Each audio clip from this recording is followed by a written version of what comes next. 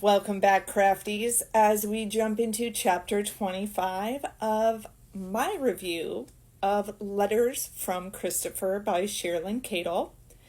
If you're a new subscriber, thank you so much for joining. And if you're new here, please remember to be kind in the comments section to each other. We're going to jump into it. I do not read the book word for word. What I'm doing is kind of giving you the cliff notes of what I thought were the best parts of each chapter of this book. I will play little sound bites, but I will not read the book in full because I respect copyright law. Chapter 25.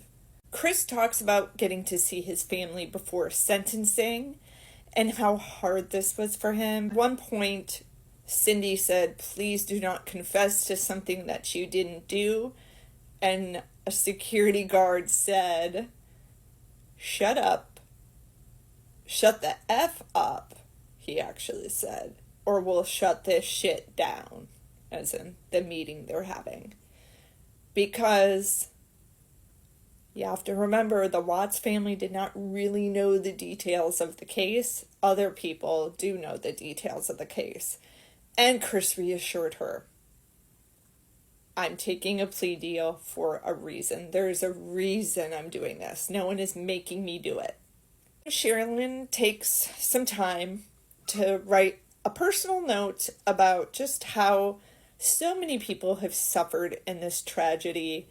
Their lives have forever been changed. Do you think that Cindy Watts can really go to the grocery store anymore? No, they probably get everything delivered. If they still live where they live, I don't know if they do.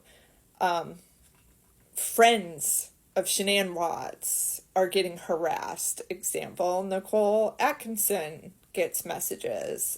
You can see her on TikTok. She is still selling Thrive products. She is a fellow breast cancer survivor, so yay for her. If you want to show her support, go do it on a platform like that. But people like her are still getting messages where people are in the inbox saying, "Did you see this piece of evidence?" And that just brings her back to where all of this started, and she doesn't want to be in that place. A lot of people in this case don't want to be in that place. They want to let it go. Another example, the district attorney said he gets several emails constantly of people saying, "Why didn't you question Nicole Kessinger? Why is she free?" He went on his wife's podcast to explain himself, which has been deleted since. I reached out to ask why they deleted it, didn't get a response back. I've also reached out to the DA to see if he would chat with us about his TED speech, which is also linked in some of my videos, where he talks about PTSD and vicarious trauma. Great speech. I did a recap on the speech, so definitely check that one out. But he also declined the interview. Nobody wants to go back into this place except maybe Chris, because it seems like he was talking to his jail pen pals and prison inmate friends about the case. So I don't know. In this chapter, Chris talks about how Bella almost had a sixth sense, which is really interesting. I think a lot of people say this, how she was so shy, how she was timid, how the morning that they went to the beach, she felt afraid of him. She kind of cautiously didn't want to be around him.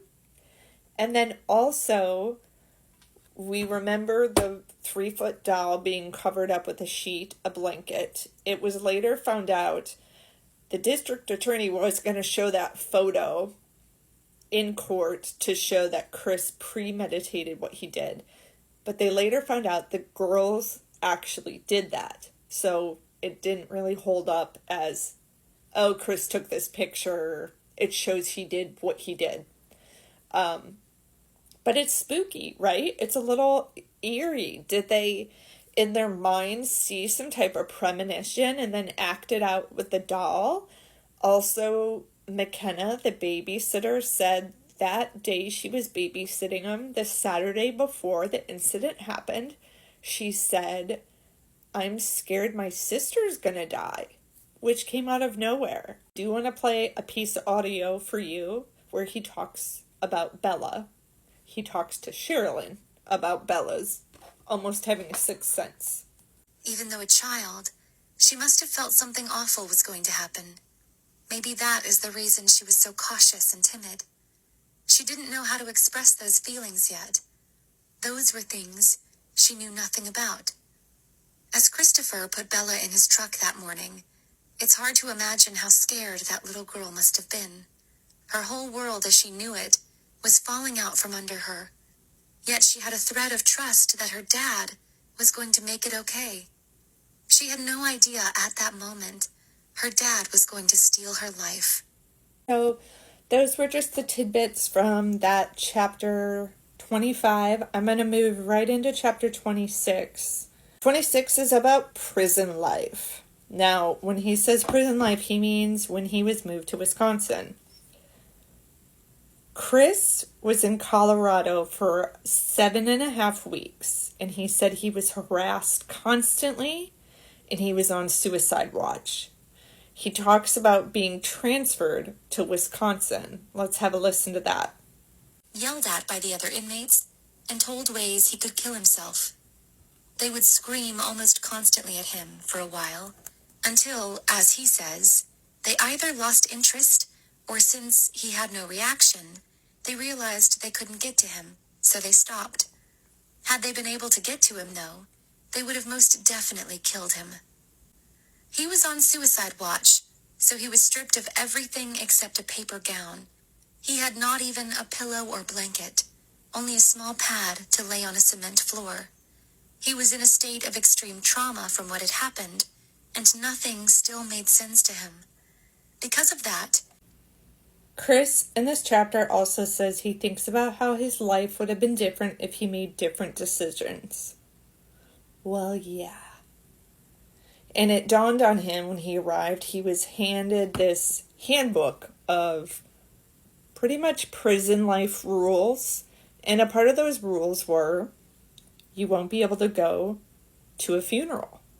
Sometimes you may be granted to watch one on a tablet where this service has been recorded. But it dawned on him, because of his actions, he will never go to his mom and dad's funeral. And he said those are days he dreads that are going to come. Also in the book, Cherlyn says that Chris told her he doesn't talk with anyone about his crimes, which we know is not true because he talked to Dylan Tillman and wrote a book. And yes, it was more about scriptures, but he also knew that Dylan was going to write about what really supposedly happened and Nicole's involvement. So that was kind of a lie, right? He says that when he's in his cell, he tries to make the best of his time, which obviously he's taken to reading the Bible, which most prisoners do.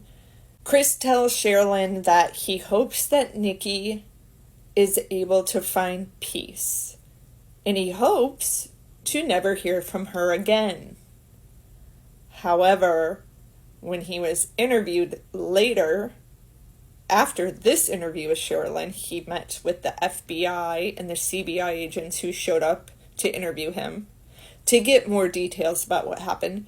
He did say, "Yeah, I guess I'd like to talk to her one last time to apologize and say I'm sorry for ruining your life."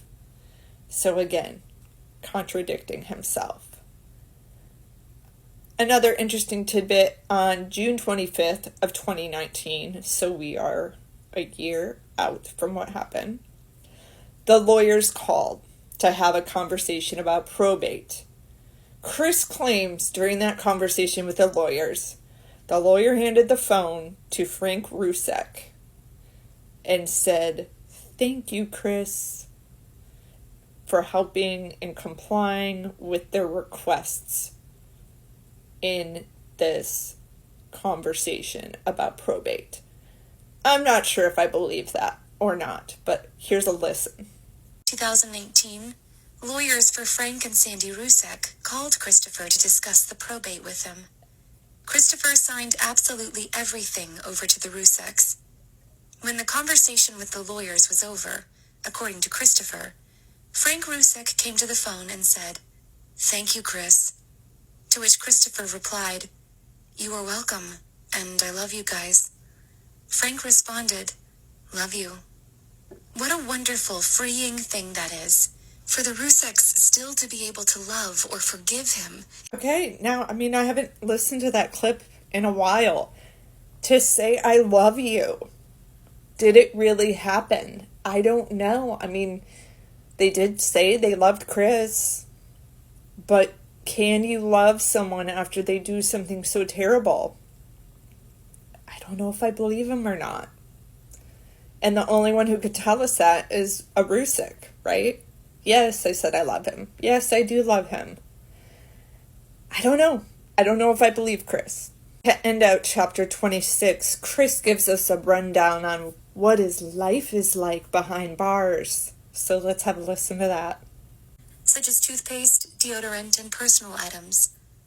One of the hardest things to get used to is no privacy. There is no freedom in prison. For holidays and birthdays, he might be able to purchase a card he can write in and send. He buys those things with commissary money.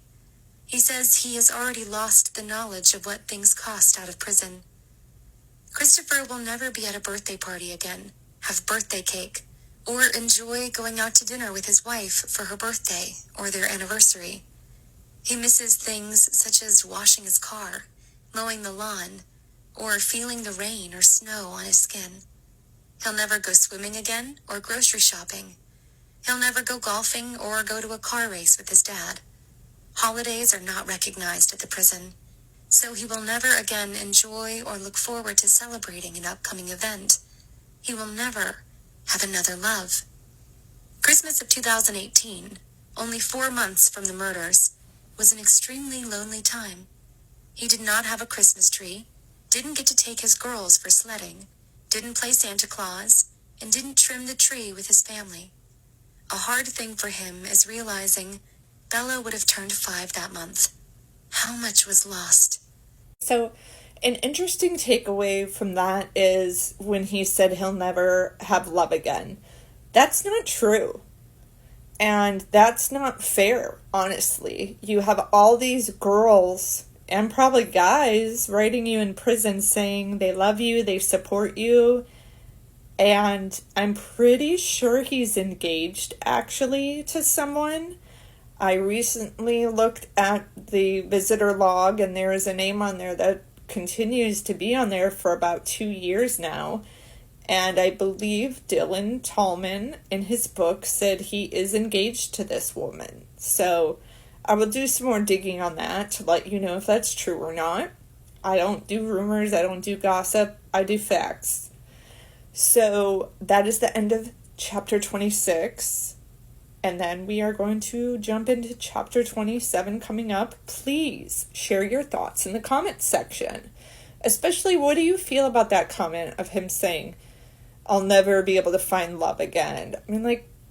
That's BS and that's not fair. We don't feel sorry for you, and we don't feel sorry you're never going to feel the rain on your skin and wash your car and know what grass smells like after you mow the lawn, because didn't you think of all that before you did what you did?